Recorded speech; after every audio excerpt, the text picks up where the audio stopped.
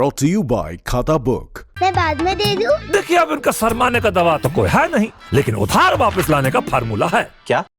कैसे? खाता book download करिए, ये उधारी का रिमाइंडर भेजे और उधारी वापस लाए फटाफट। माथुर के पैसे आ गए। खाता बुक, बिजनेस हुआ इजी। नमस्कार, बिहार तक में आपका स्वागत है। देश में पहली बार कोरोना काल के दौरान बिहार में विधानसभा के चुनाव कराए जा रहे हैं और इसे एक प्रयोग के तौर पर देखा गया था कि आने वाले समय में भी अन्य राज्यों में भी चुनाव होने हैं तो वहाँ किस प्रकार चुनाव कराया जा सकता है।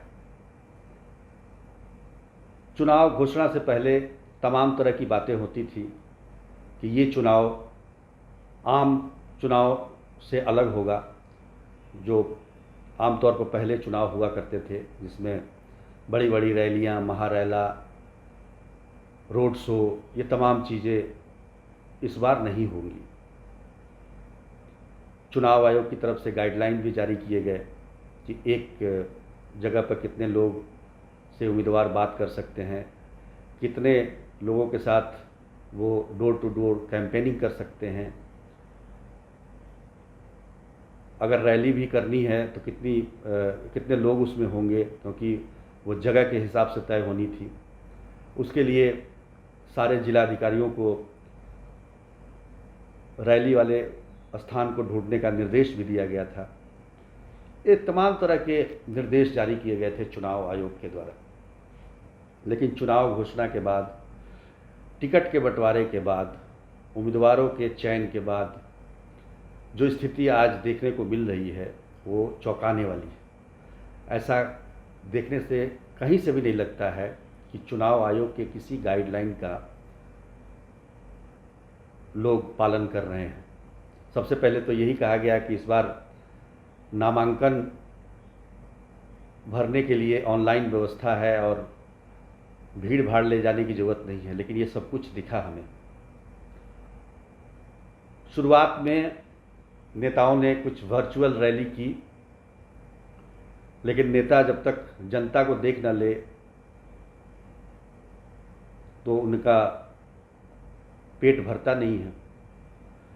तो ऐसे में वर्चुअल रैली कब एक्चुअल हो गया और कब ये सामान्य चुनाव की तरह रैलियां होने लगी, इस पर किसी का भी ध्यान नहीं, चुनाव आयोग का भी ध्यान नहीं, क्योंकि आज के परिस्थिति में चुनाव आयोग ही सब कुछ है।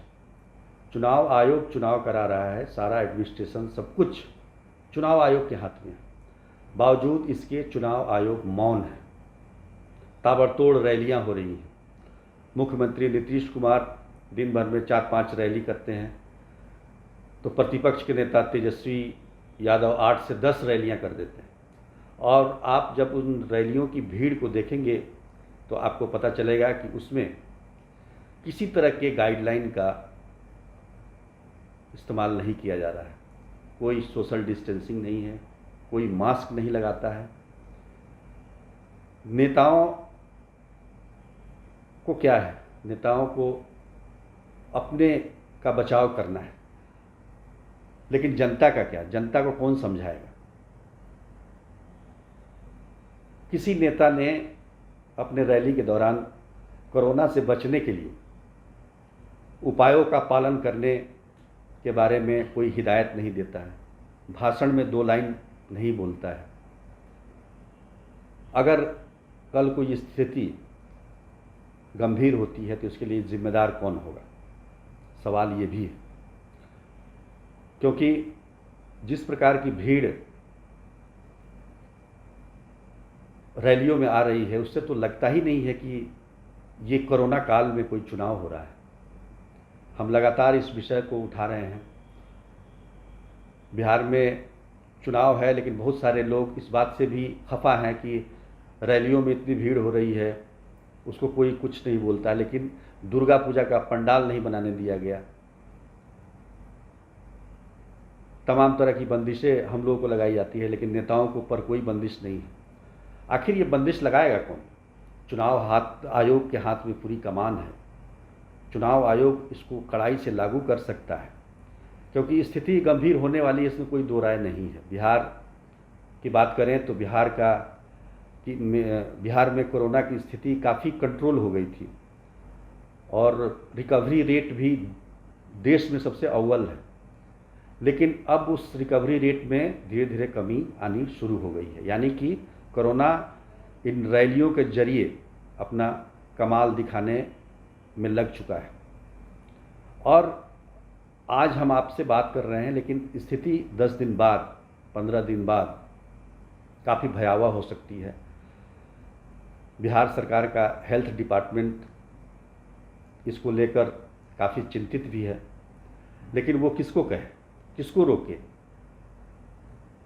रैली करने से, सोशल डिस्टेंसिंग का पालन करने से, मास्क लगाने से? कोई मानने को तैयार नहीं।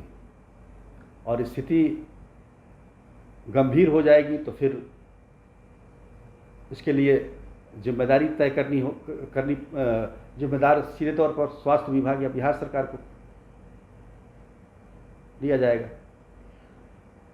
तो आखिर हम क्यों नहीं चेत रहे हैं? क्योंकि अभी के जो आंकड़े आ रहे हैं, अब देखिए रिकवरी रेट पहले जो बिहार का था वो 94.47 था, अब आ गया 94.17। आमतौर पर 1100-1200 पॉजिटिव केस रोज आते थे, लेकिन मंगलवार को ये 1800 से ऊपर आया। मौत का आंकड़ा भी धीरे धीरे बढ़ रहा है। हालांकि अभी तक जो आंकड़े हैं वो 1000 से थोड़ा सा ऊपर गया है, लेकिन इसमें अधिकतर मौत जो है वो हाल के दिनों में ही हुए हैं। 2 कैबिनेट मंत्री जिस राज्य ने खोए हैं, 2 पत्रकार कोविड के शिकार हो गए, एक आईजी की मौत हो गई। इसके अलावा कई उच्च अधिकारी भी, कई रिटायर्ड आईएएस ऑफिसर इसके शिकार हुए, लेकिन फिर भी हम नहीं चेत रहे हैं। और जिस तरह का भयावह दृश्य देखने को मिल रहा है तमाम रैलियों में, चाहे वो मुख्यमंत्री नीतीश कुमार की रैली हो या फिर प्रतिपक्ष के नेता तेजस्वी यादव की रैली, मुझे तो आश्चर्य होता है कि विपक्ष में जो लोग हैं वो लगातार चुनाव का विरोध कर रहे थे और वो कह रहे थे इससे लोगों के जान को खतरा हो जाएगा, जान चली जाएगी।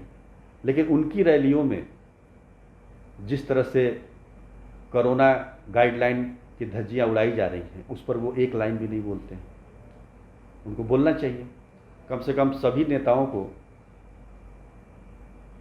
बोलना चाहिए अपने रैलियों में कि वो दूरी बनाकर रखें, मास्क का प्रयोग करें। कहा गया था कि रैलियों में सैनिटाइजर की व्यवस्था होगी, वहाँ मास्क रखे जाएंगे। कहाँ है? कोई व्यवस्था नहीं। और क्या पता मतदान केंद्र पर क्या व्यवस्था होती। ऐसे में किस प्रकार लोग वोट डालने जाएंगे? एक मन में विश्वास तो आना चाहिए जनता के मन में। लोग समझ रहे हैं कि कोरोना खत्म हो गया, लेकिन प्रधानमंत्री ने खुद चेताया है। त्योहारों का मौसम है, हालांकि दुर्गा पूजा का पंडाल नहीं बनाया गया पूरे बिहार में, लेकिन आने वाले समय में छठ भी है। छठ तो हमेशा खुले में होता है, बाहर होता है। अगर ये परिस्थिति रही और चुनाव के दौरान रैलियों से ही वायरस अगर बहुत ज़्यादा फैल जाता है तो क्या परिस्थिति होगी? क्योंकि हमें जो जानकारी मिल रही है कि जो हॉस्पिटल पहले खाली से लग रहे थे, उसमें धीरे धीरे गंभीर मरीजों का आना शुरू हो गया है। सबसे ज़्यादा जो भार है, प्रेशर जिसको कह सकते हैं, वो पटना एम्स पे है। पटना एम्स में काफ़ी गंभीर किस्म के मरीज भर्ती हैं। और आंकड़े की बात करें तो आईसीयू पूरी तरह से भर चुका है और कुल मिलाकर जो उसमें मरीज हैं 178 मरीज हैं, जिसमें से 124 मरीज जो बेहद गंभीर स्थिति में, निजी अस्पतालों में भी धीरे धीरे गंभीर मरीजों का आने की शुरुआत हो गई है। तो ऐसे में चेतने की ज़रूरत है। और अभी जितनी रैलियां हुई हैं पिछले एक हफ्ते में, उसका असर तो बाद में दिखाई देगा, क्योंकि कोरोना जो है 10 दिनों के बाद अपना असर दिखाता है। तो इसमें केवल यही है कि चुनाव आयोग को आगे आना चाहिए और अपने दिशा निर्देश जो चुनाव आयोग ने जारी किया था उसको कड़ाई से पालन करने के लिए बाध्य करना चाहिए राजनीतिक दलों को। यही एक उपाय है जो हम सबको कोरोना से बचा सकता है। आज के लिए बस इतना ही। तब तक के लिए धन्यवाद।